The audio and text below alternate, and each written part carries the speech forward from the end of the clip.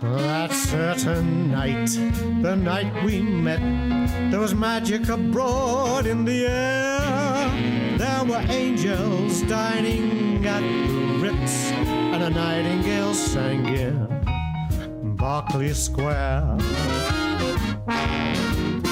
I may be right, I may be wrong, but I'm perfectly willing to swear that when you turned and smiled at me, a nightingale sang in Berkeley Square.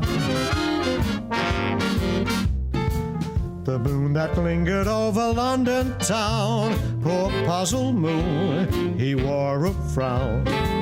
How could he know we two were so in love? The whole darn world seemed upside down. The streets of town were paved with stars, such a romantic affair. And when we kissed and said goodnight, a nightingale sang in Berkeley Square. How strange it was, how sweet and strange. There was never a dream to compare with that hazy, crazy night we met, when a nightingale sang in Berkeley Square. Oh, this heart of mine beat loud and fast, like a merry-go-round in a fair. For we were dancing cheek to cheek, and a nightingale sang in Berkeley Square.